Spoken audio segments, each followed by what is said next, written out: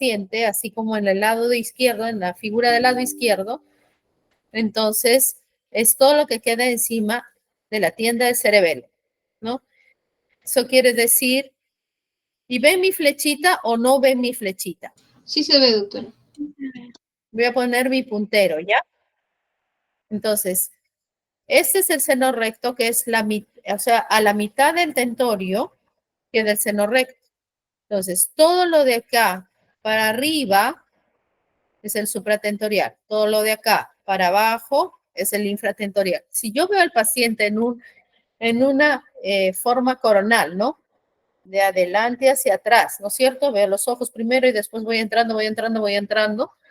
Este es el tentorio, ¿no? Lo que está en mi línea, ¿no es cierto? Que viene de la vena de Galeno, el seno recto, y hace así como una tienda. Obvio, es como una tienda, ¿no? Una tienda de campaña, ¿no? Acá están los senos sigmoides, ¿no? Y entonces el cerebelo está abajo y arriba está el espacio supratentorial. Si hay un espacio supratentorial, hay un espacio infratentorial. Lo importante del infratentorial, por ejemplo, es que está no solamente el cerebelo, sino el tronco cerebral. Lo importante del supratentorial es que están los hemisferios cerebrales, los ventrículos laterales, el tercer ventrículo, por ejemplo, también, ¿no? Este es tercer ventrículo a la mitad, ¿no? El cuerpo calloso y todo esto. Estamos en la anatomía del espacio supratentorial. Ya, vamos a ver conceptos básicos de estos tumores, cómo se presentan, cuáles son de los más frecuentes, vamos a hablar un poco, y su tratamiento. Ahora, si decimos tumores, cuando uno dice un tumor, y yo pienso en la estructura, y digo, ¿qué tumor de qué puede haber en el espacio supratentorial?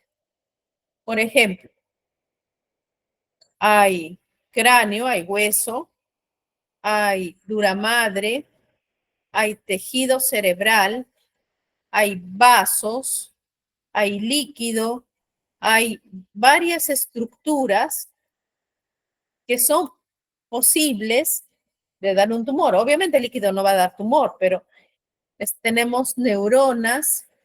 Las neuronas son estas células, ¿no? Que tienen un cuerpo, un soma grande y un axón y unas dendritas, pero aparte de eso, hay unas células que las ayudan a las neuronas que se llama la glía, los astrocitos, la microglía, que es como que dan el soporte a las grandes o los grandes gigantes que son las neuronas.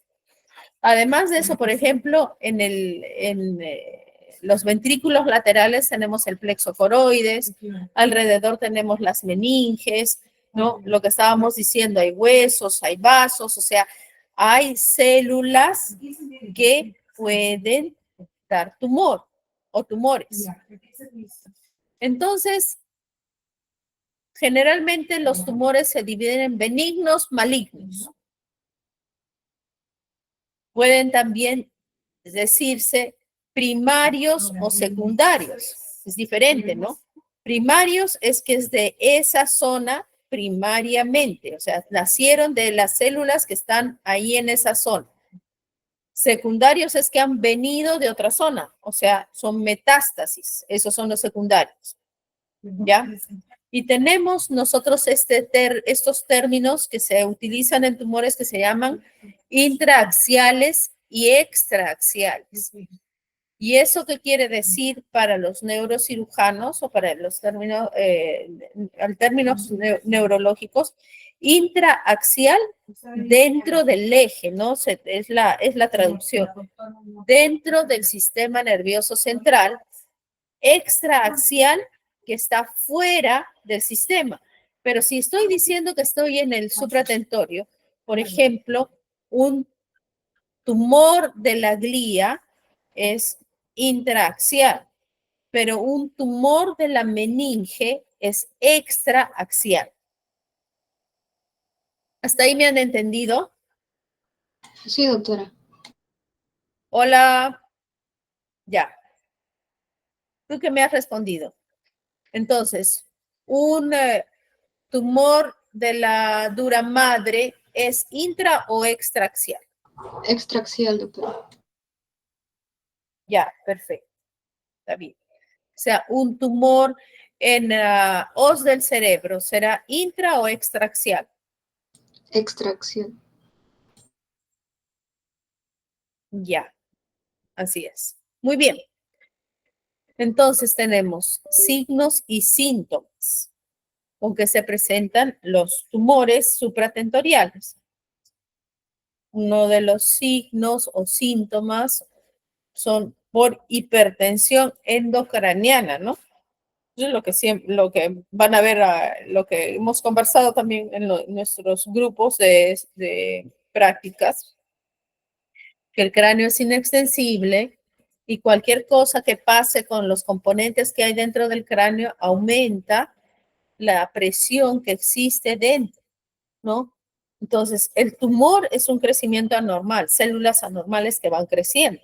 Entonces, hacen un efecto de masa, ¿no? O sea, una masa de células que van aumentando donde no deberían aumentar, donde no debería haber más. Pero también pueden causar edema, o sea, no solamente al crecer el componente de las células es uno de los que aumenta, sino también se puede decir un componente inflamatorio del líquido, edema.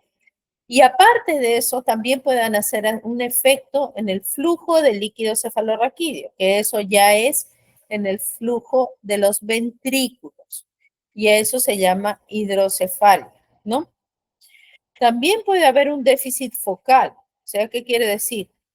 El tumor puede destruir zonas del cerebro o neuronas, partes buenas del cerebro, invaden esa zona, entonces producen que esas células ya no funcionen bien y hay un déficit. Por ejemplo, si el tumor estuviera en un área motora, veríamos un déficit en la persona, veríamos la evidencia de un déficit focal, o sea, una debilidad del hemicuerpo contralateral.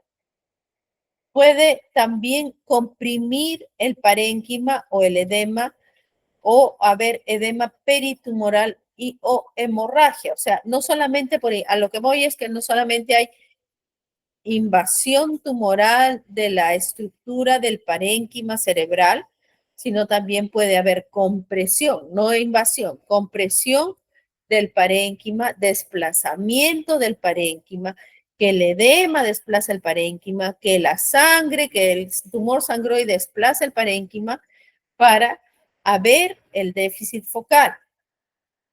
Y también se puede encontrar una compresión de los nervios craneanos para darte un déficit focal nervioso. Y el más común es la compresión del tercer par, que te da una dilatación de la pupila de ese mismo lado, se traduce como una anisocoria, ¿no?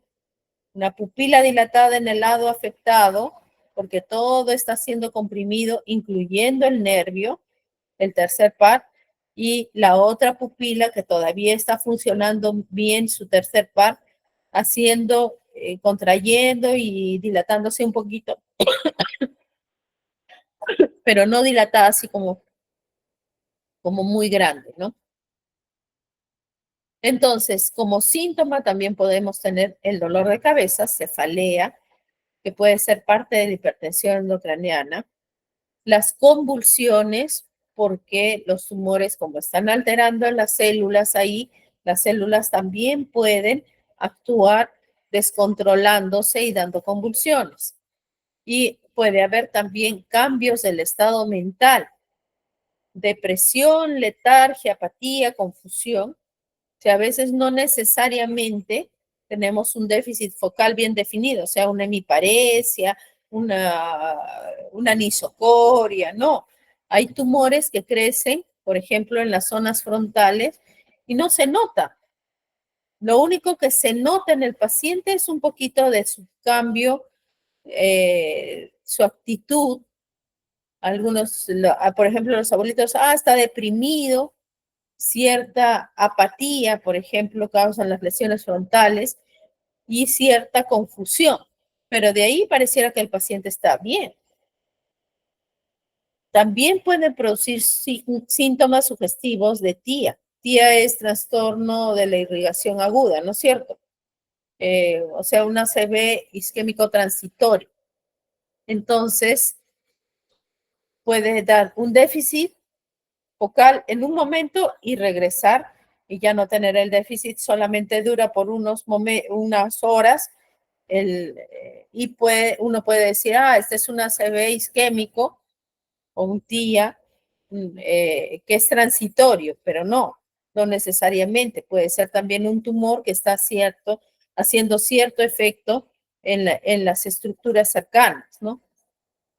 Y, por ejemplo, en tumores de hipófisis, que también lo consideramos como supratentorial, tenemos desórdenes endocrinológicos, problemas con la visión y hasta pérdidas de líquido cefalorraquídeo.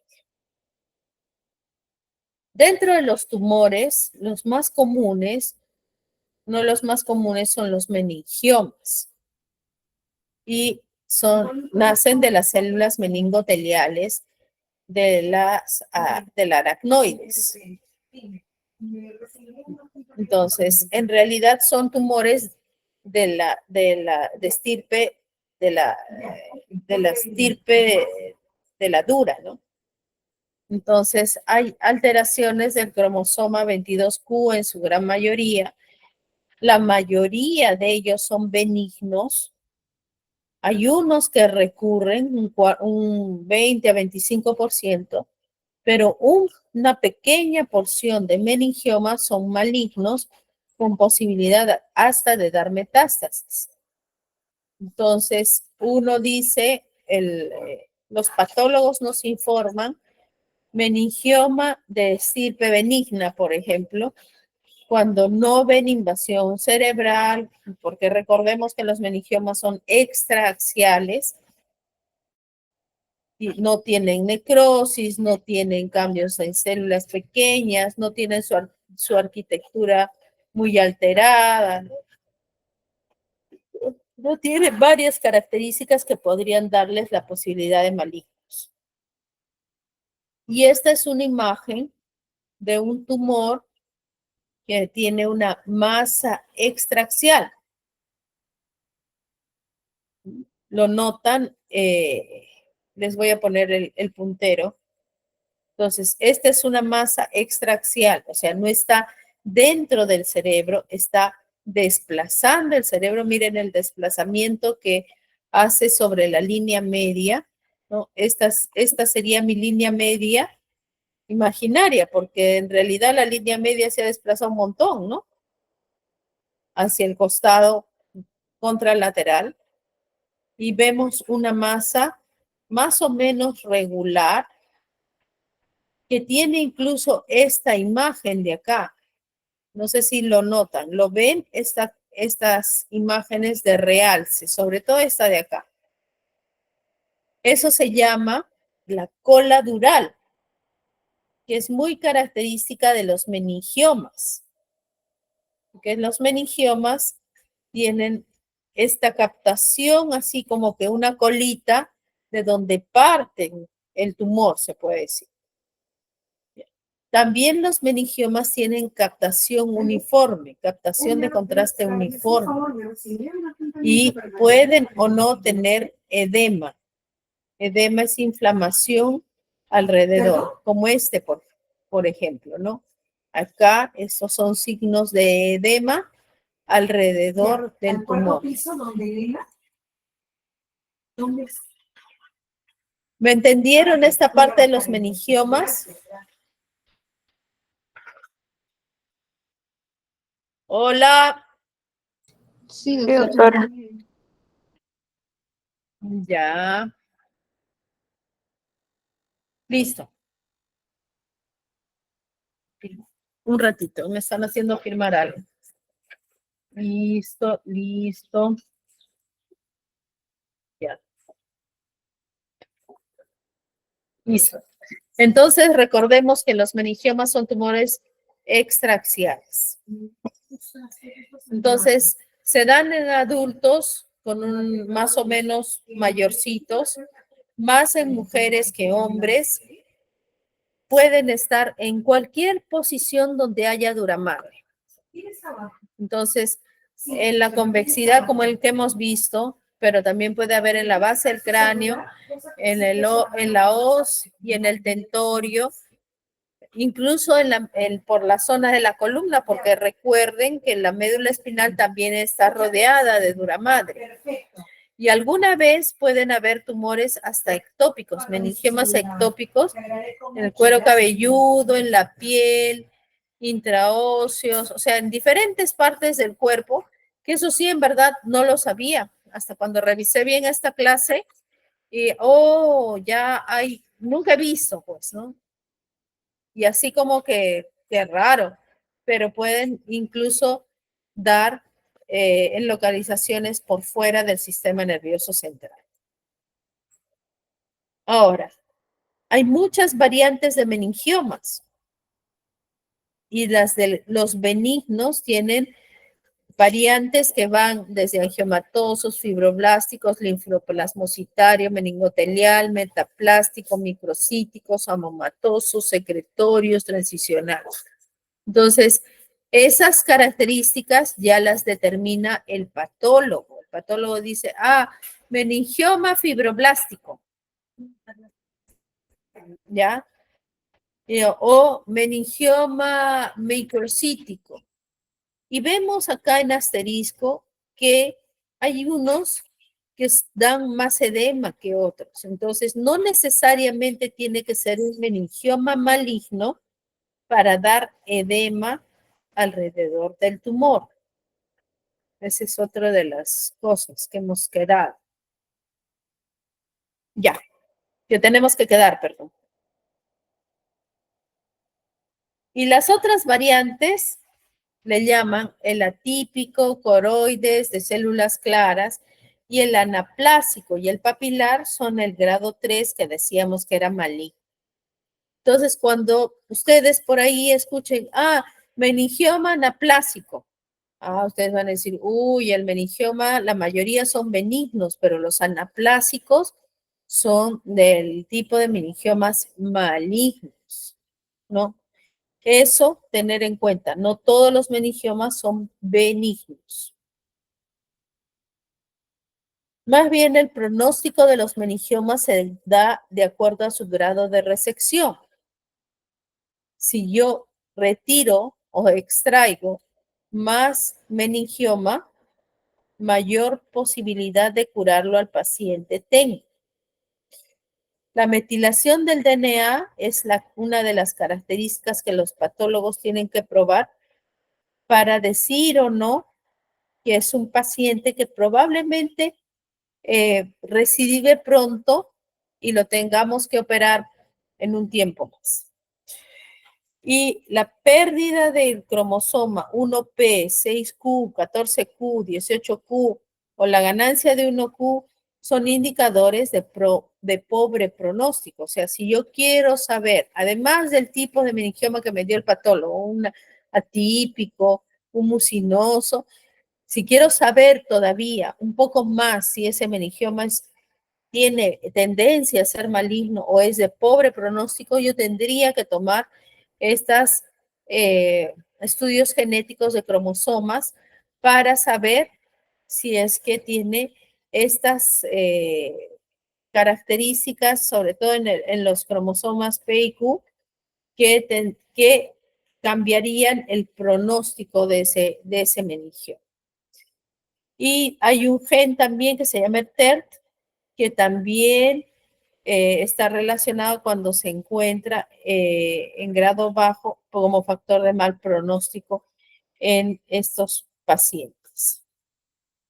Ahora, pasando de los meningiomas, nos vamos a los gliomas.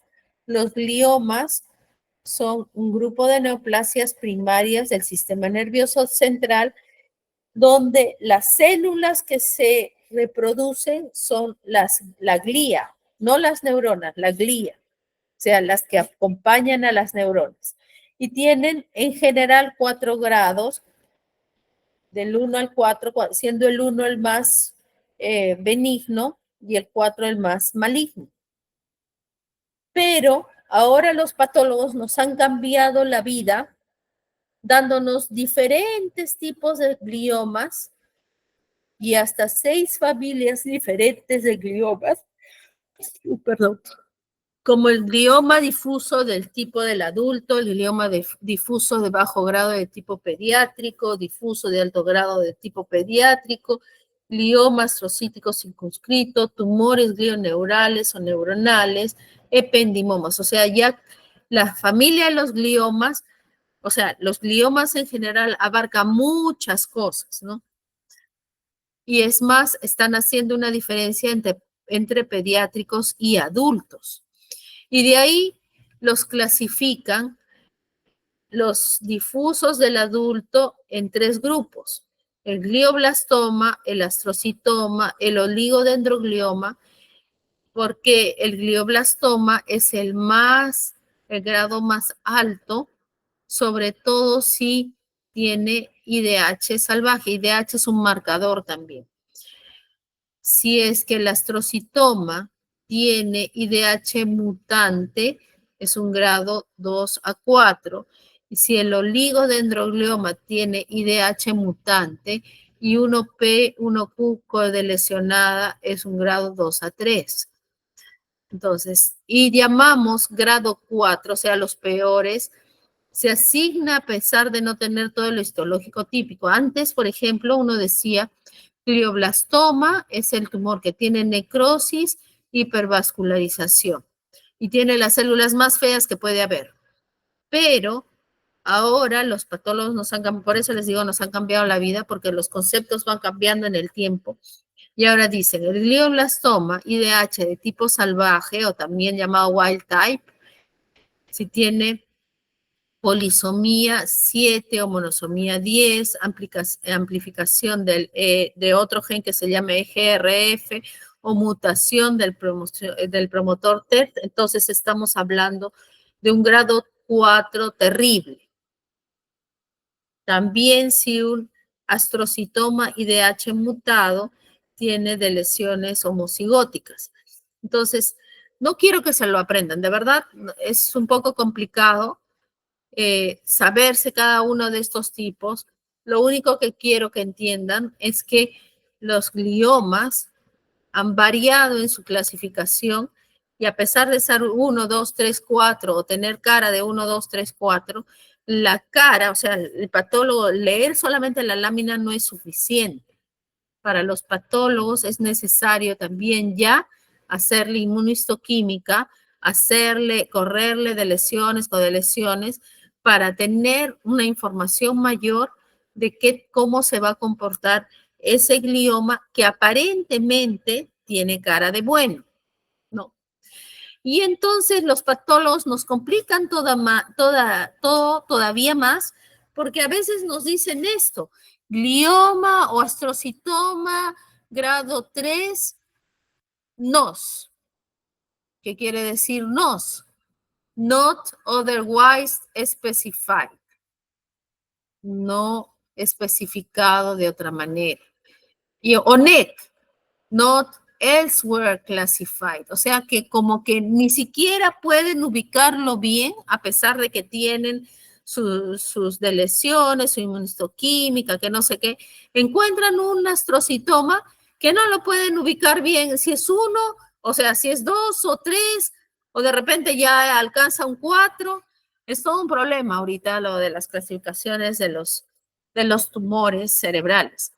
Pero en general, para que sepan, es grado 1 a 4, y si encontramos estos wild type o IDH mutante, ¿no? Eso o algunas características en los genes, también eso cambia el pronóstico y no tiene que ser necesariamente un tumor como que de bajo grado, sino ya aumenta su grado. Y acá tenemos una imagen de un tumor, típica de un glioblastoma. Y ahora yo creo que alguien de mi grupo, a ver, voy a ver. Mi grupo es Solano, Daniela. No, este es de mi otro grupo. ¿Tú eres Daniela? No. A ver, mi grupo de hoy. Nadia. Sí, sí, doctora. Ujú. Ya. Ya, Nadia, no te preocupes. Yo te voy a preguntar unas cosas simples. Si puedes, las contestas. Si puedes, también dices, no, paso. ¿Ya?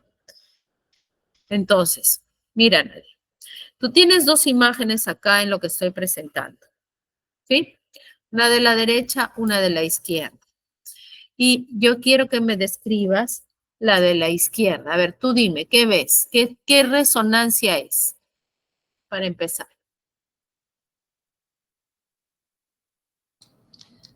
O sea, Sería ¿qué una, tipo de resonancia? ¿Qué corte? allá ¿Qué es corte? coronal. Coronal, muy bien. Acuérdense, axial, sagital, coronal. Coronal es como que le pusieron una corona de princesa, no de rey. Una corona de princesa al paciente. ¿Sí? Entonces la corona de princesa viene así como que de oreja a oreja, no como una vincha. ¿Ya? Para que no se olvide. Coronal de la corona de princesa. ¿Y la otra imagen qué es? Un corte axial.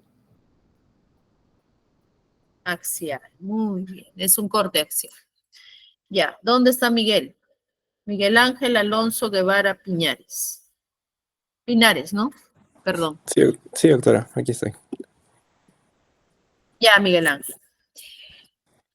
Si puedes, descríbemelo. Esta es una resonancia con o sin contraste. Sería con. Ya, con contraste, ¿sí? Ujú, Obvio. sí. Miren, se miran las venas, se pintan las venas, ¿no? Ujú, Los senos venosos se pintan. Ya, pero también se está pintando una lesión. Ya, sí, descríbeme la lesión. claro. Lo que yo veo es una lesión em, heterogénea en el hemisferio izquierdo del cerebro que mm, presenta como un anillo, vamos a decir, y una zona de necrosis central. Está bien, puede ser. Pero el radiólogo normalmente no debe decir, aunque puede ser, ¿no? Puede decir sugestiva de necrosis. Pero el Ujú, radiólogo tiene que describir las imágenes, ¿no? Una zona hipointenso. hipointensa, Ujú, hipointensa, ¿no? Sí, una captación de contraste en anillo irregular, ujú, ¿no? Porque es irregular, no es un anillo redondito, ¿no es cierto? ujú, Irregular, ya, con en un centro que parece líquido, o sea, hipointenso, perdón, hipointenso porque estamos en resonancia, ¿no? ¿Y localizado dónde? En hemisferio izquierdo cerebro. Claro, pero Sería ¿dónde es del lo. hemisferio izquierdo? em, o sea, se refiere a que es extraxial. No, el hemisferio, o sea, si tú dices hemisferio izquierdo, ya está dividido en lóbulos. ¿Qué lóbulo es? Ah, sería parietal. Sí, más parietal que occipital, pero sí. Ya, Sí. está bien.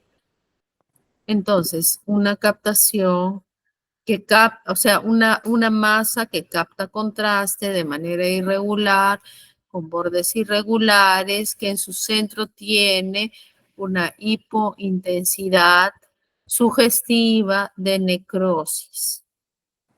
¿Está bien? Ya. Y a ver, Eric, ¿dónde estás, Eric? Eric Mamani.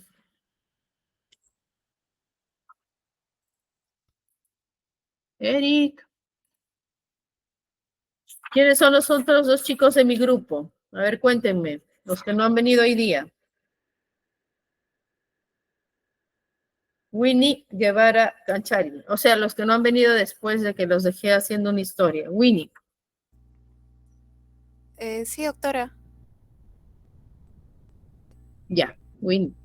Descríbeme en la imagen del lado derecho.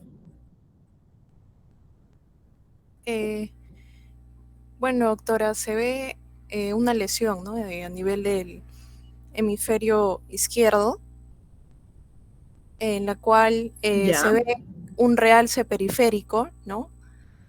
Con contraste. Ya. Y en la zona central que se ve, pues, hipointensa. Ujú. ¿Te parece a ti que son como lóbulos? Sí, doctora, se ve como con compartimientos. Así es. Ya. ¿Qué más se nota en esa resonancia? Cuando ustedes vean una resonancia, siempre divídanla en dos, el lado izquierdo, el lado derecho, y vean las diferencias de las estructuras normales, ¿no? Claro, se ve como borramiento de los surcos. Ya, está bien. ¿Qué más? A ver, ligero desplazamiento de la línea media. Ya, muy bien. Y aparte de eso, ¿tú crees que hay edema perilesional? Claro, sí, sí, doctora, edema perilesional también. Y también podríamos ver un poco que el ventrículo está diferente de ese lado que del otro.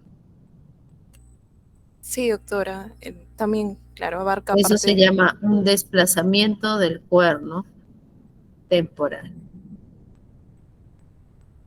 Bueno, sí, entonces estas son imágenes de un glioblastoma. Glioblastoma. ¿Ya? ¿Por qué? Porque tiene varias características de ser feo, ¿no? Primero, la irregularidad. Totalmente irregular. En unas zonas hay como, miren acá, por ejemplo, como que unos nódulos, como que fuera más, una estructura más densa, y de ahí se abre como que hay un lobo, un loculado, ¿no? Como que tiene unos lóculos, y que al centro tiene como que líquido, pero este líquido no es de las mismas características que este líquido, ¿no? Este líquido es un poco más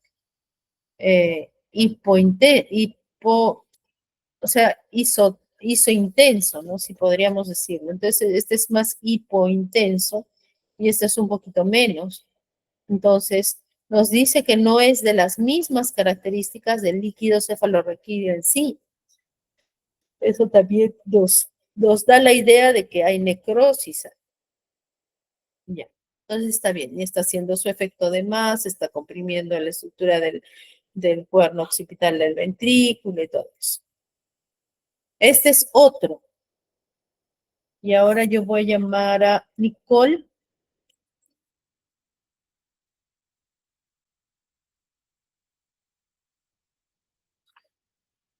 Nicole, ¿está o no está Nicole?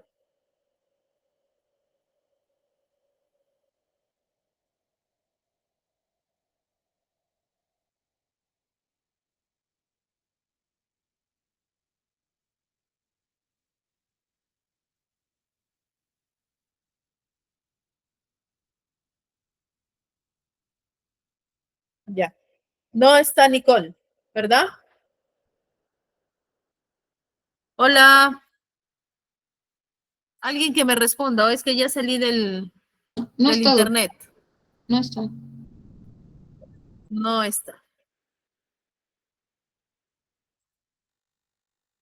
Ya. Listo. Entonces yo les escribo rapidito esta imagen. Es una imagen multiloculada, ¿no? Varios lóculos o lóbulos, parece, heterogénea, como alguien dijo por ahí. capta el contraste de manera heterogénea también, parece que tuviera una hipointensidad. En esta zona se llama el temporal del lado izquierdo, ¿no? Con efecto de masa, más o menos, con borramiento de los surcos, con edema perilesional. Y si vemos el coronal de esta masa, vemos, por ejemplo, miren, acá están las orejas del paciente. O sea, este es el lóbulo temporal bien bajito, ¿no? A la altura casi de las orejas del paciente. Y tenemos, como les decíamos, una masa que capta contraste de manera irregular, con centro, con hipointensidad y con desplazamiento de línea media también. Entonces, hay estudios, además de la resonancia, lo que se llama la espectroscopía, porque como alguien dijo por ahí, eso parece un absceso cuando está como un halo alrededor, ¿no?, de un líquido. Pero cuando uno les hace espectroscopía, que son estos metabolitos que se registran en la resonancia en la zona de las imágenes, o sea, donde capta contraste, ahí se pone el voxel, se llama, ¿no? Y ven qué características tiene ese voxel, qué creatina, qué colina, N-acetilaspartato, todo eso para definir qué características tiene ese tejido y si ese tejido tiene características ya de malignidad. Entonces, eso se ve con estos índices, ¿no? ¿Por qué? Porque, por ejemplo, si tengo un absceso, normalmente los lípidos deben de estar aumentados, no la colina, ¿no? Por ejemplo. Y ahora vamos a hablar de los oligodendrogliomas. Y alguien que me describa esta imagen. A ver, ya pasé por mi grupo. Igual tengo que preguntarle a mi grupo, ¿no? Porque ellos se llevan la nota de mí, ¿no? Que yo sepa, no pongo notas de la teoría, que quisiera, pero no pongo notas de la teoría. Entonces, a ver, Miguel Ángel, tú puedes, dime. ¿Esta Sí, qué doctora. es? ¿Una tomografía o una resonancia? Tomografía. Ya, perfecto. Es una tomografía. ¿Y qué ves en la tomografía? Lo que veo es una hiperdensidad. Este sería en el lóbulo frontal Ya, izquierdo. perfecto. Izquierda. Ya. ¿Y por qué? ¿Y esa hipertensidad es sangre o qué es? Mm, pod- Podría serlo, pero es irregular. Mm, no estoy seguro, doctora, si podría ser sangre. Ya, muy bien. En realidad, si se nota, si ustedes ven bien, miren, las características de esto es muy parecido, es prácticamente un hueso. ¿Sí? Entonces, esta imagen se la llevan. ¿Por qué?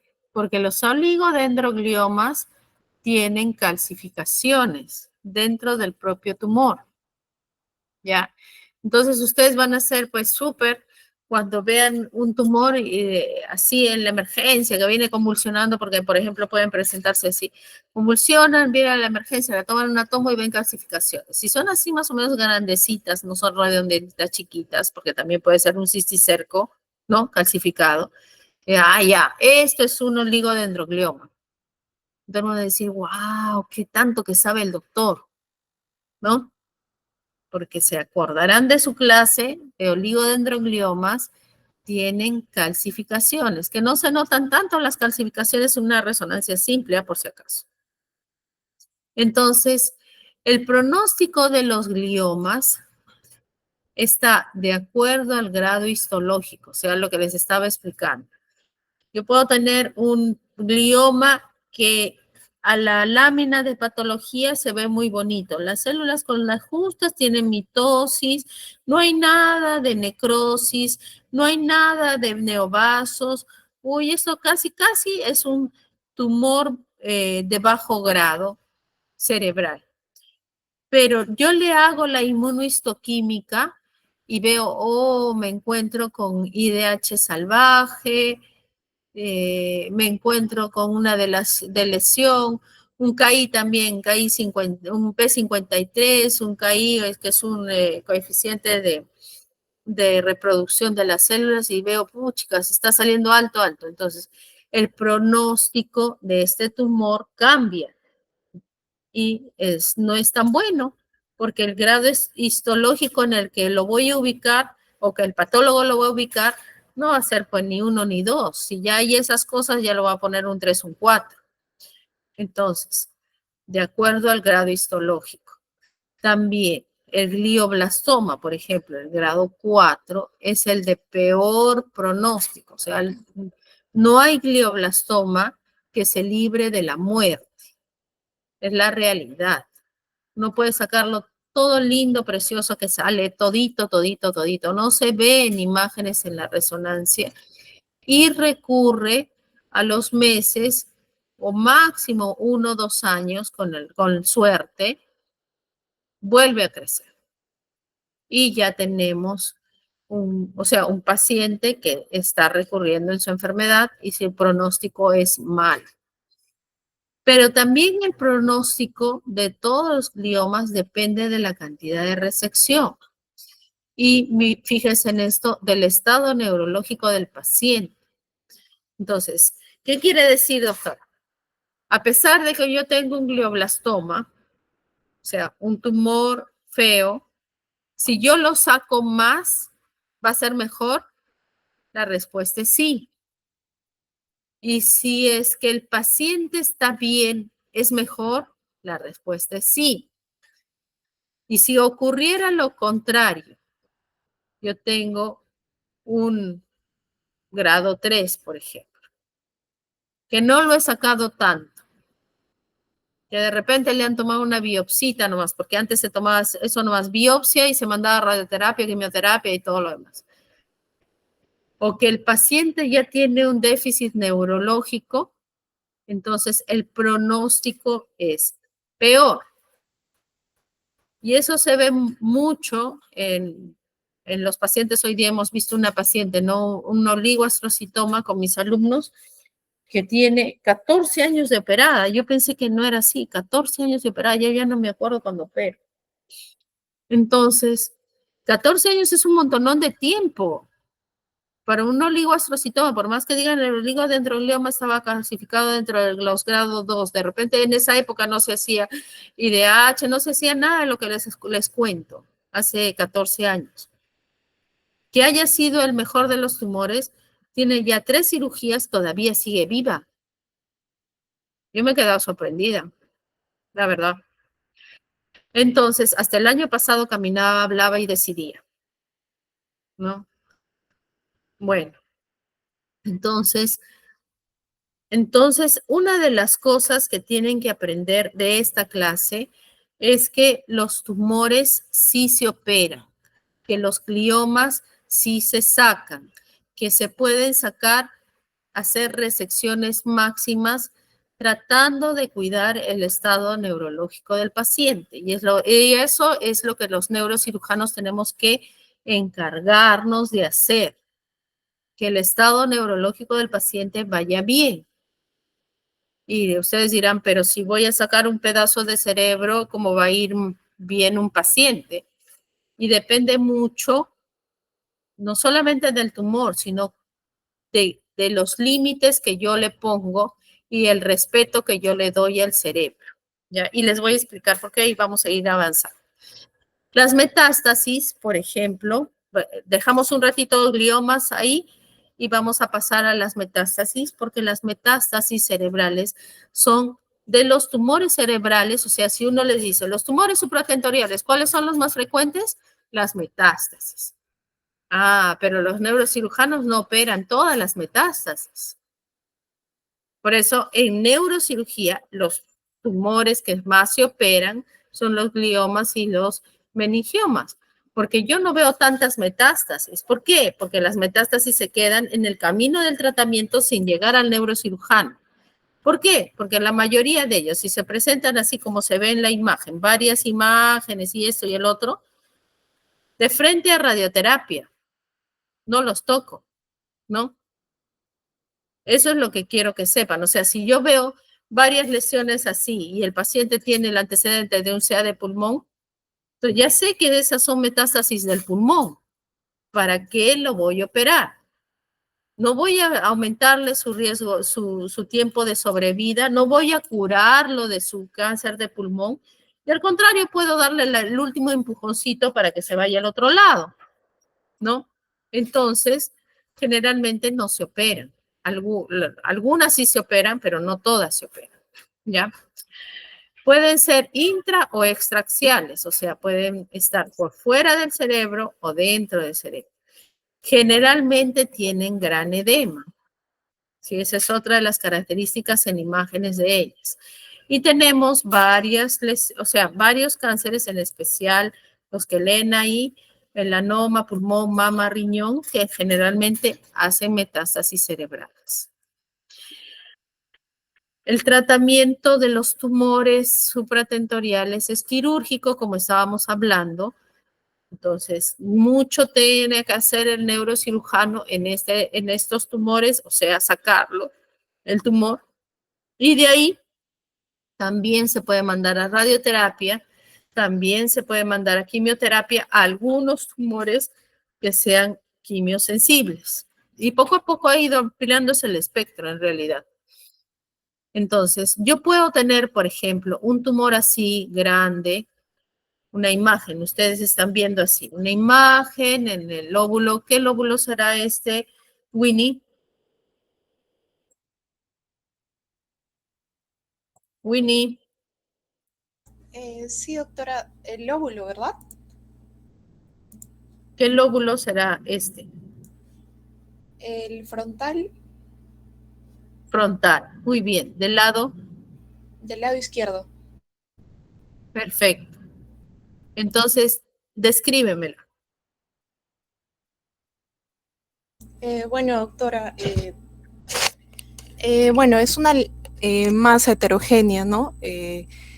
La cual tiene más realce también periférico. ¿Qué más? A ver. ¿Tú crees que está realzando? ¿Es con contraste o sin contraste esta resonancia? Ay, no, es sin contraste. Sí. Ya, entonces no puedes hablar de realce, pues, Ujú. ¿no? No podemos hablar de realce. Hablamos de intensidades, hipointensa, hiperintensa, es hipointensa. Hablamos de estructura, está bien en el lóbulo frontal, ¿ya? ¿No? Podemos hablar que está cerca de la línea media, podemos decir que está por delante del área motora primaria, ¿no? Esas cosas podemos decir. Ya, Winnie, muy bien. ¿Y dónde está Miguel? Eric.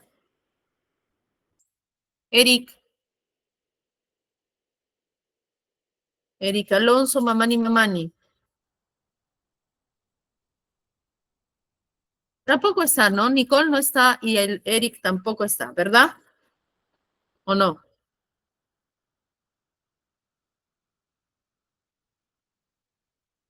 En verdad, no hay Eric, no hay Nicole, Nadia, Sí, doctora. ya Nadia. Descríbeme la lesión. Ujú. ¿Qué secuencia de resonancia es? Ya. Es un corte de tipo coronal, ¿sí? Ya, es un coronal, pero ¿qué secuencia es? Ya, el 2. T2, perfecto. T2, el líquido se ve blanco. Esta de acá es T1, ¿no? Sí. El líquido se ve negro. Acá en T2 el líquido se ve blanco, perfecto. Entonces hay una Una zona masa, hiperintensa, ¿no? así es.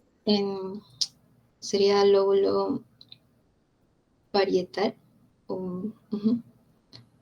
Y es Y frontal todavía.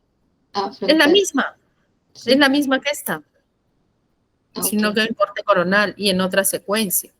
Ujú. Y bueno, con el se ve que es homogéneo, ¿no?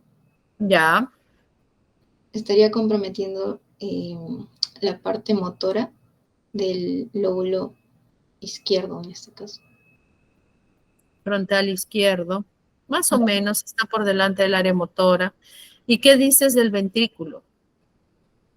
Ah, bueno, está siendo comprimido Así el es, ventrículo lateral izquierdo. así es. ¿Ven cómo lo comprime? Lo hace squish. ¿Vieron? Apretadito ahí, ¿ves? Apretadito ahí. En cambio, este está bien y este está comprimido. Una extensa lesión hiperintensa en T2, hipointensa en T1, que incluso no tengo la de contraste, creo, no capta contraste tanto, pero sí se ve su efecto de masa, ¿no? Miren cómo el ventrículo lo está desplazando, ¿no? Entonces, generalmente cuando uno capta tanto contraste, uno piensa que es un tumor de bajo grado o de grado intermedio. No es tanto como un glioblastoma. Ya. Y yo les cuento que esta paciente era gestante, ¿ya? Y que la tuvimos que operar en pandemia, cuando todavía teníamos que usar mascarillas y lentes para atender a los pacientes. Por eso acá estoy con lentes, ¿ven? Con mi gorro, que toda la vida andaba con mi gorro, y mis lentes de buzo, que también andaba con mis lentes. ¿Cómo andábamos así? La verdad que sí, la verdad que sí. Pero miren, esta paciente tiene mascarilla y no tiene tubo. Y este es su cráneo de ella abierto. Entonces,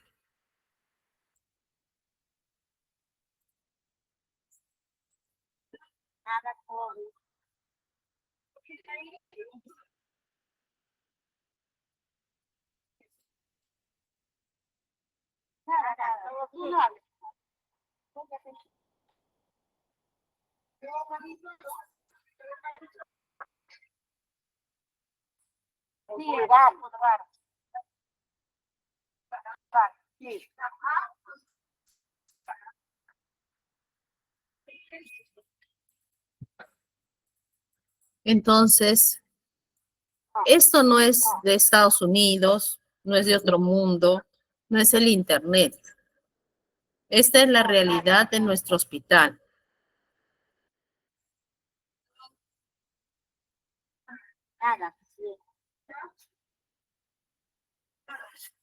¿Qué quiere decir? Que para hacer grandes resecciones y cuidar el cerebro de los pacientes y cuidar al paciente en sí, porque esta señora tenía su bebito en su pancita, 20 semanas de gestación, y no queríamos darle anestesia general y queríamos hacer una muy buena resección de su tumor y teníamos que hacer una craniotomía así de este tamaño, así de grande. Entonces la operamos despierta.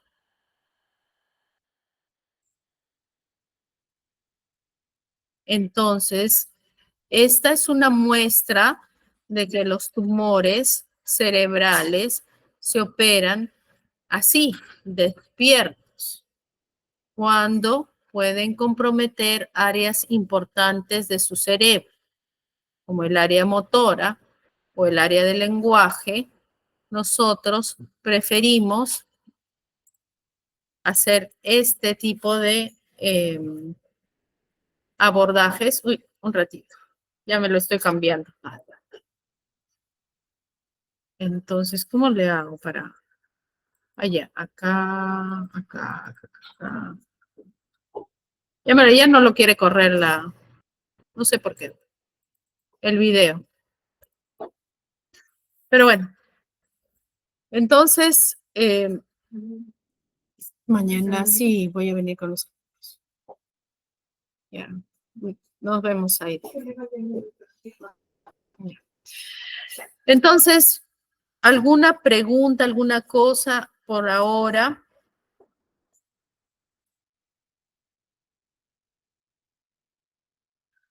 ¿Nada?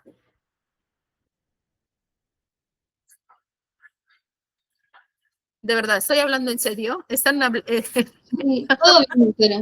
Ujú. ¿No les da intriga? No puede decir, doctora, no le duele al paciente, no le duele, el cerebro no duele, ¿no? Entonces, ¿qué se anestesia? ¿Cómo se anestesia un paciente para que esté despierto con tremenda craneotomía? Sí, se le pone anestesia del cuero cabelludo y puede tolerar bastantes horas agarrada a su cabeza porque si no se dan cuenta tiene un cabezal que agarra la cabeza de la paciente adherido o sea, pegado a su cráneo, ¿no? Agarrado su cráneo al cabezal para que no se mueva. Y de ahí yo puedo conversar con la paciente, puedo hablar con la paciente, puedo sacarle un montón de cerebro, mientras sea un cerebro malo, obvio, no le voy a sacar pues la parte buena, ¿no? Pero sí se puede hacer. Y eso hacemos acá, como les digo, en varios pacientes. Y este es el pre y el otro es el post, ¿no? ¿Vieron? Bonito. Toda la masa, tal vez un poquitito al borde. ¿Ven? Toda la masa. No tengo un T2. Todo el hueco que quedó después de haber retirado el tumor. Y el ventrículo ya volvió a su posición. En sagital, así, ¿no? En esa posición tan grande el tumor y acá ya el hueco que quedó y las estructuras buenas, sobre todo el área motora primaria, respetada. Entonces, ¿qué queremos decir en esta clase también? Primera situación, los tumores cerebrales supratentoriales, los extra o intraaxiales, se operan. La gran mayoría de ellas se operan. Y ahora el avance tecnológico es tan grande que podemos utilizar muchas cosas para que las cirugías sean cada vez más seguras. Entonces, tenemos imágenes especiales, tractografía, no es me he equivocado ahí, ¿ah? Tractografía se llama. Resonancia magnética funcional, angioresonancia, todo para yo planificar una buena cirugía.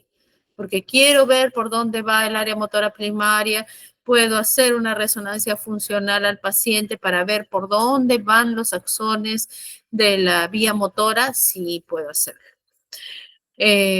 Puedo hacer resonancia funcional también porque quiero saber si el habla del paciente, el lenguaje del paciente está en el lado izquierdo o es un paciente zurdo que de repente su lenguaje está en el lado derecho, también puedo hacer una resonancia funcional para eso. Que localizo las lesiones mejor, o sea, de repente es una lesión que está chiquita y no sé muy bien, 1 centímetro más allá, 1 centímetro más aquí. Puedo usar estereotaxia, neuronavegación, ecografía cerebral durante la cirugía. Y esto, por ejemplo, que se ve en la imagen, ese es un marco de estereotaxia.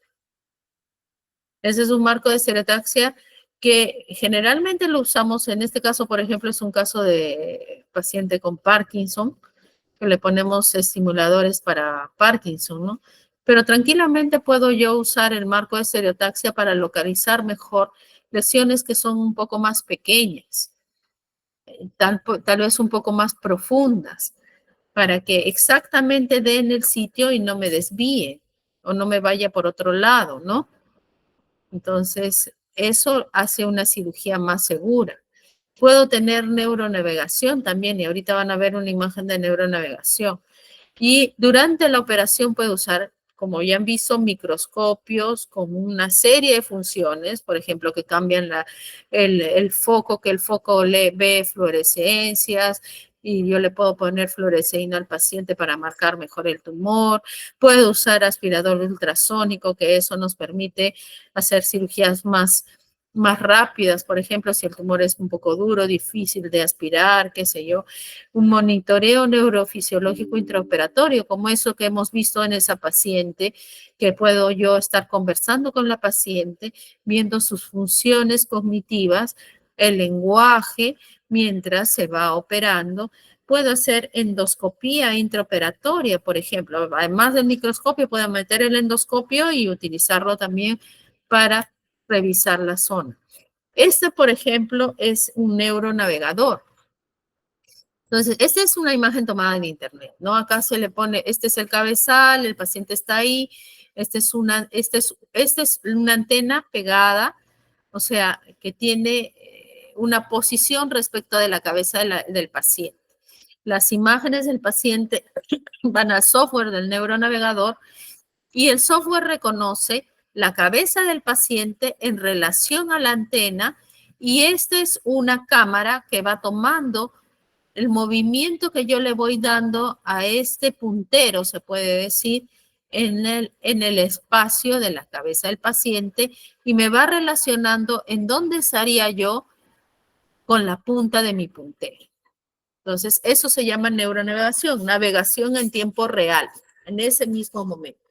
Y acá lo vemos, ¿dónde está mi punterito? Acá. Acá lo vemos, este es el microscopio, ¿no? Este es el microscopio. Yo estoy acá sentadita y este es el neuronavegador. La cámara es la misma cámara. Obviamente hay diferentes modelos de neuronavegador, ¿no? En el Perú ahorita existen 3 marcas de neuronavegador. Tenemos las imágenes, la pantalla, y por acá donde está mi antena debe estar al otro lado, la antena que se relaciona con la cabeza del paciente. Esto los software que definen, por ejemplo, la lesión y que ven los tractos que pasan alrededor y vemos las zonas más importantes. Por ejemplo, esta cabeza, estas imágenes externas a la cabeza deben ser los tornillos de un marco de estereotaxia.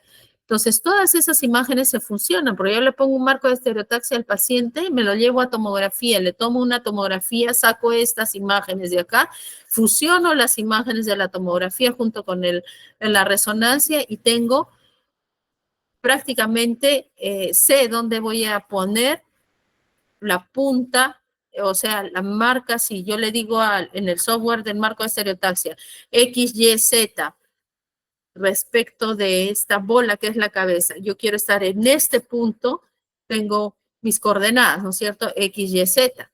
Entonces, el marco de estereotaxia me permite ser completamente acucioso en la localización. O sea, la precisión espacial, ¿no?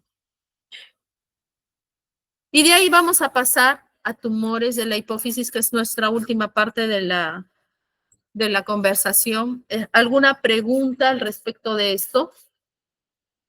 De lo que hemos hablado hasta ahora. Doctora, sobre lo último que habló, ¿el tiempo tiene, o sea, cierta importancia o cuánto tiempo puede durar ese tipo de operaciones con la paciente despierta? Uy, yo tengo cirugías que duran todo el día. Sí, puede durar regular cantidad de tiempo, de 6 a 8 horas normalmente.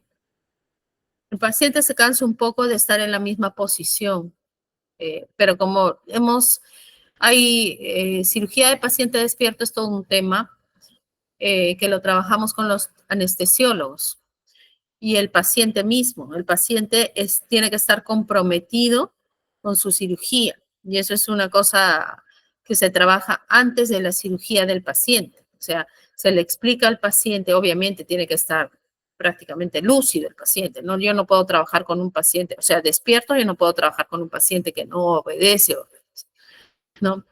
Entonces, el paciente lúcido se le explica, señor, vamos a hacer esto, esto, el otro, usted va a estar así, así, así. Cree que pueda tolerarlo. Algunos pacientes dicen, no, yo soy muy nervioso, yo no voy a poder. Otros pacientes dicen, sí, por mi salud yo hago cualquier cosa. Les muestro videos, les muestro cosas, les enseño cómo es.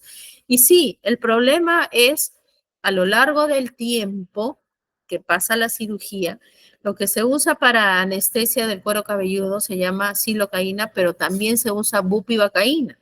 Bupivacaína es un anestésico local, igual que la silocaína, pero de acción más prolongada. Su acción es hasta más o menos las 6 horas.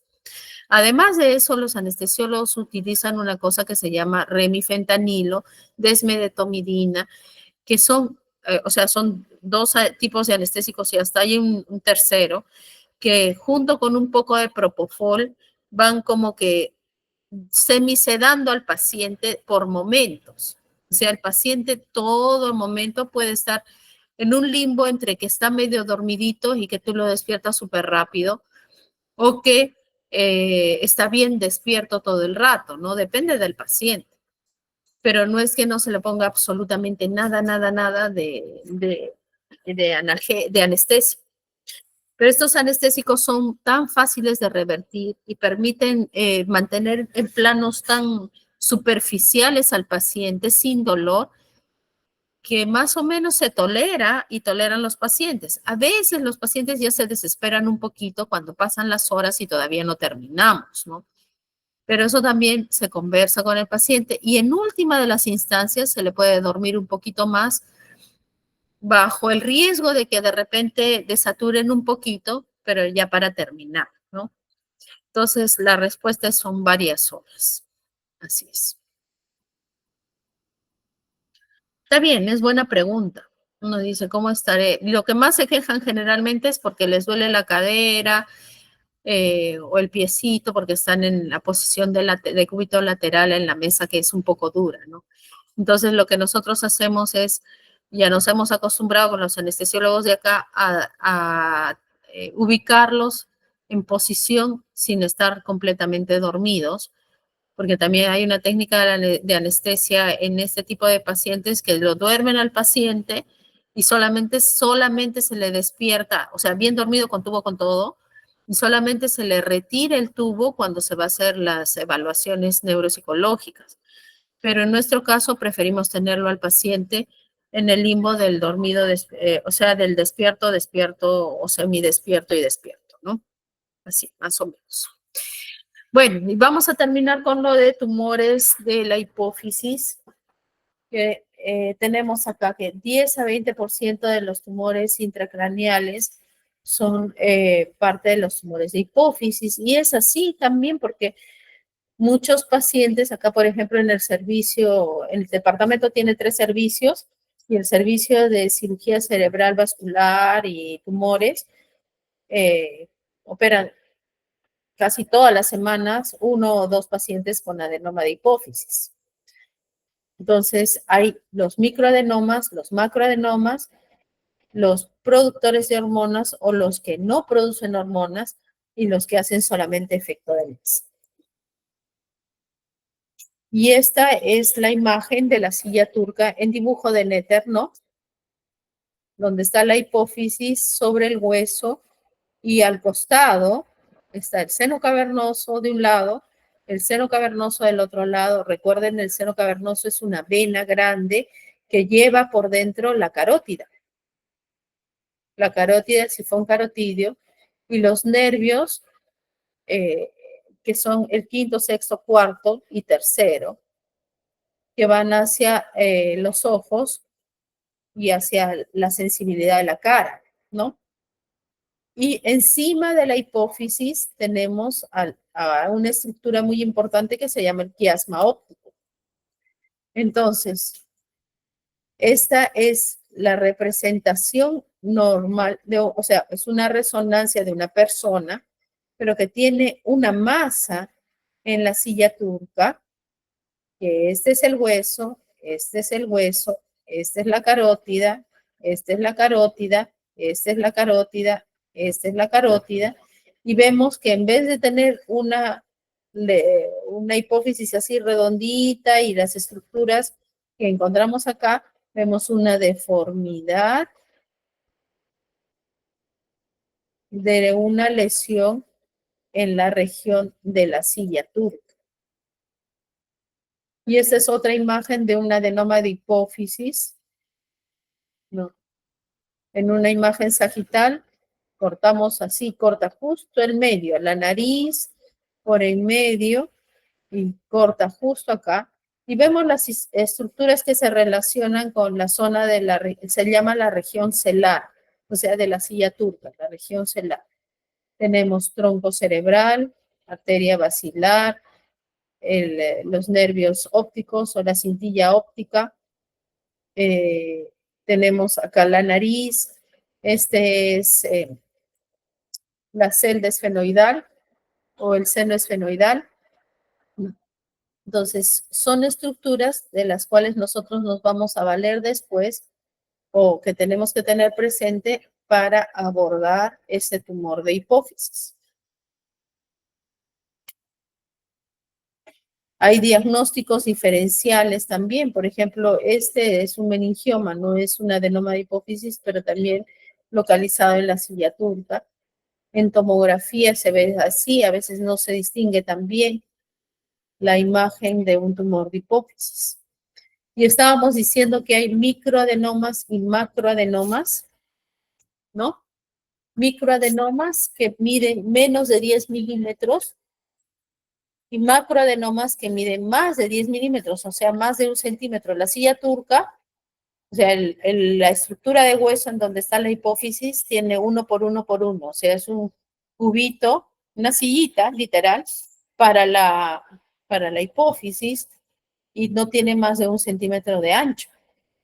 Pero un macroadenoma ya pasa del centímetro de ancho y rebalsa la silla turca, se puede decir, ¿no? Entonces, los microadenomas, no sabríamos que tendríamos microadenomas si no fueran secretores. O sea, la gran cantidad de microadenomas, o sea, más del el 80% son funcionantes y un pequeño porcentaje son no funcionantes. Y los macroadenomas, o sea, los tumores grandes, en general, la mayoría no funcionan, o sea, no dan hormonas. Y de esos invaden el seno cavernoso de un lado o del otro hasta en un 30%. No, hasta invaden el seno cavernoso hasta en un 22 a 23%, ¿no? Y pueden tener un tamaño de 30, 40 milímetros. Eso quiere decir hasta 4 centímetros, algunos más grandes todavía, pero ya es incompatible casi, ¿no? Y estos tumores producen hormonas, ¿no? Los que son funcionantes producen hormonas de las células que están ahí, pues en la glándula hipófisis. Ustedes recordarán, la hipófisis es como una estructura muy chiquita, pero que tiene muchas funciones porque tiene muchas celulitas que producen muchas glándulas que se relacionan con otras glándulas en nuestro cuerpo, como la tiroides, las suprarrenales, las glándulas reproductivas. Entonces, tiene muchas funciones. Entonces, los funcionantes, la mayoría de ellos secretan prolactina, 25 a 41%. Después hay una producción de ACTH y hay otros que producen hormona de crecimiento. ¿Cómo se presentan los adenomas de hipófisis? Con déficit visual, la gran parte de ellos, con cefalea, con dolor de cabeza, trastornos endocrinológicos, dijimos, si es que obviamente ya producen hormonas anormalmente. Hay una cosa que se llama la apoplejía pituitaria. Puede haber sangrado por la nariz, puede haber convulsiones raramente y signos de hipertensión endocrinal. Entonces, yo les quiero preguntar, no creo que sepan lo que significa una apoplejía pituitaria.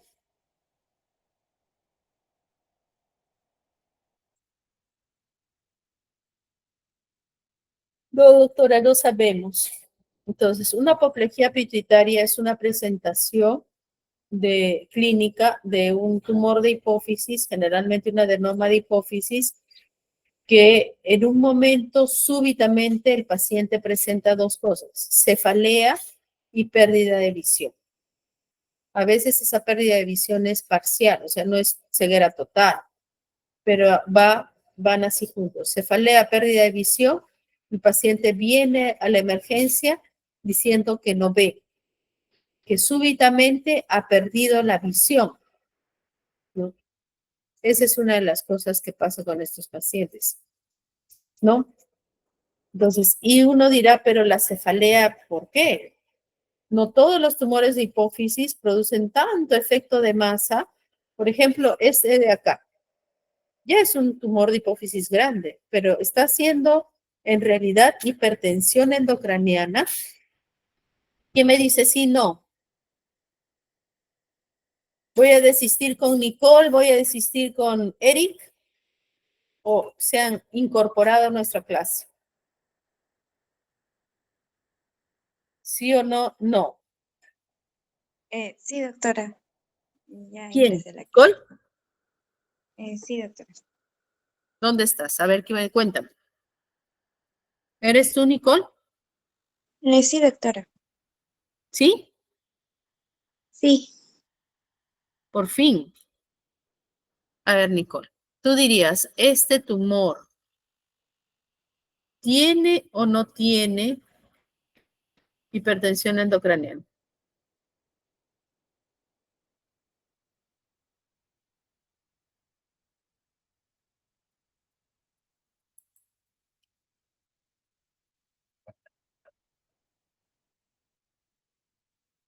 Lo que pienses, tú dime. Bueno, todavía no. Ya, muy bien. Esa es la respuesta, no tiene. Y si te digo que este paciente está con cefalea, ¿por qué sería la cefalea? Eso no creo que lo sepas, pero en realidad se presentan con cefalea, con dolor de cabeza. Yo les voy a decir por qué. O sea, efectivamente, este tumor no tiene hipertensión endocraniana. Miren, los surcos están bien, los ventrículos no están dilatados, las estructuras están bien arriba, ¿no? Lo único que se ve mal es esta zona, ¿no? Pero no hace hipertensión endocraniana. Pero si yo me traslado acá, esta zona de acá y esta zona de acá, esto, recuerden, es dura madre. Esto es dura madre. O sea, todo lo que tapiza, recuerden, el seno cavernoso es una gran vena formada por dura madre, pero la dura madre sigue hasta por acá. Solamente deja pasar el infundíbulo de la hipófisis. Y esta zona de dura madre en particular, o sea, como el techito de la silla turca, se llama el diafragma celar. Y la mayoría de pacientes, cuando empieza a crecer su tumor, tienen dolor de cabeza, pero no es porque tengan hipertensión endocraniana, sino porque tienen distensión del diafragma celar. ¿Ya? Para que sepan. Y esta es una imagen de un paciente que ha hecho una apoplejía. ¿Por qué? Porque este es un signo de que ha pasado un sangrado dentro del propio tumor. Pues en un momento la glándula ha sangrado por dentro, ha sangrado, y el tumor como que se ha hinchado un poco más, comprime el quiasma óptico que está acá, o sea, imagínense esto comprimiendo el quiasma óptico obvio, comprime el quiasma óptico de manera aguda, entonces agudamente, o sea, en ese ratito que sangra, comprime el diafragma celar y lo desplaza, dolor de cabeza. Y de ahí comprime más el quiasma óptico y ahí hay déficit visual. Algunas veces ese déficit visual puede ser hasta ceguera súbita. Entonces, ¿qué hay que hacer en ese momento que el paciente te viene a la emergencia diciendo que tiene dolor de cabeza y que no puede ver? Tú tienes que tomarle una tomografía, ver cómo está la región celar y si efectivamente tiene una masa con un poquito de sangrado ahí, a veces no se nota bien porque en la tomografía no es el mejor estudio para la región celar. Esa es una emergencia neuroquirúrgica, porque si yo no lo descomprimo dentro de las primeras 24, 48 horas, ese nervio no va a retornar a la normalidad. Entonces, para salvarle la vista, tengo que descomprimir el tumor o sacar el tumor. Y acá tenemos una imagen de una acromegalia, ¿no es cierto? En que los pacientes crecen más porque tienen hormona de crecimiento alta. Generalmente se presentan como tumores como microadenomas, no crecen tanto dentro de la glándula, pero producen un montón de hormona de crecimiento. Entonces el paciente va creciendo anormalmente.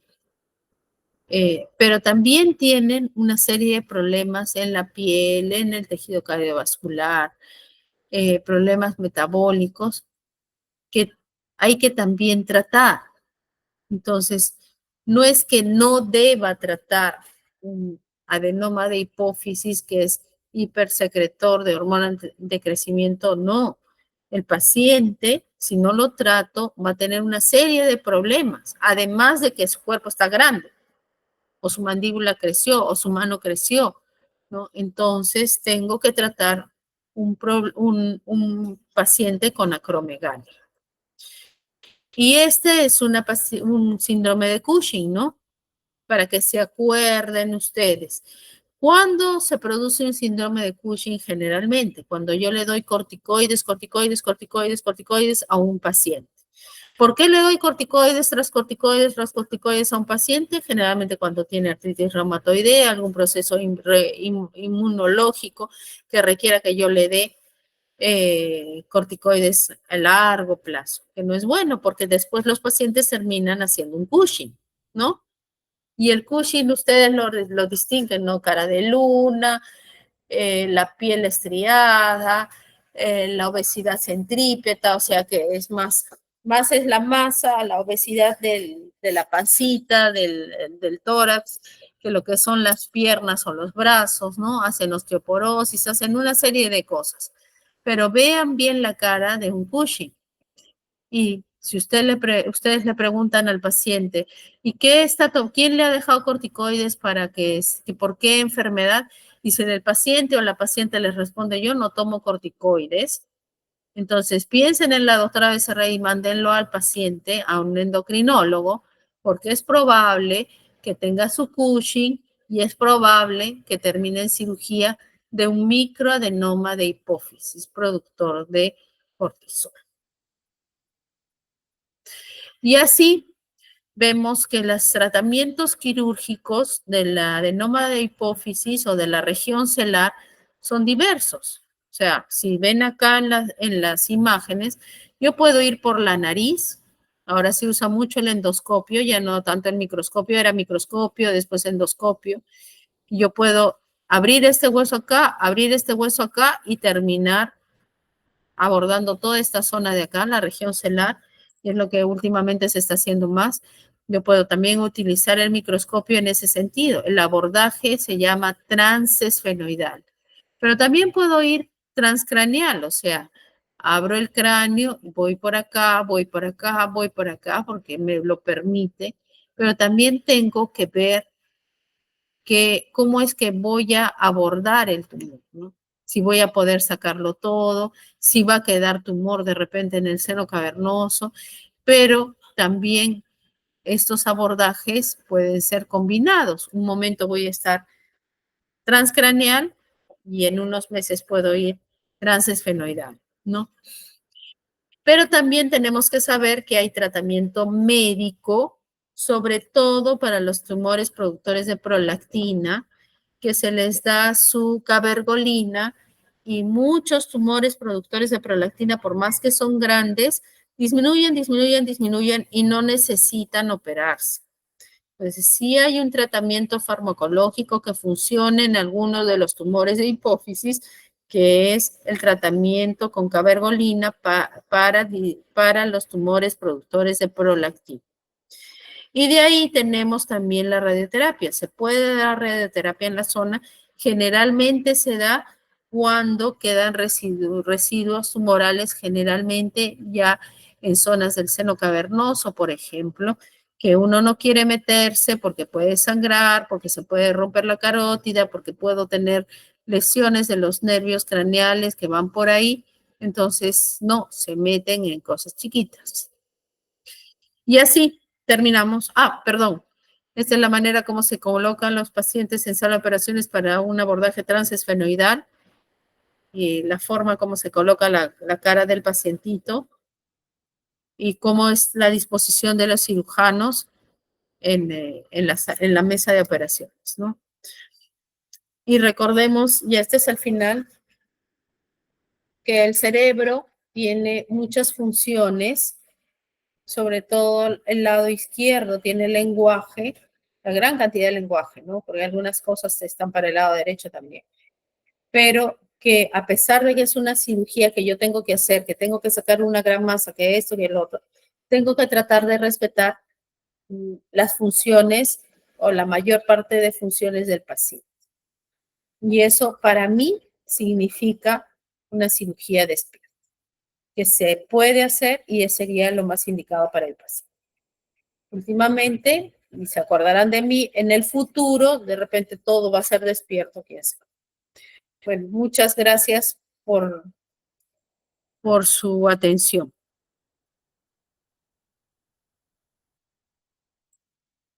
¿Alguna pregunta?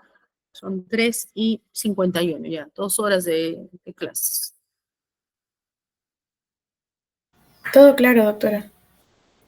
Ya. Bueno, espero que hayan entendido la mayor parte de las cosas, ¿no? Se agradece por estar con nosotros y será para la próxima, para el próximo grupo, ¿no? ¿Cuántos grupos son? 2 grupos.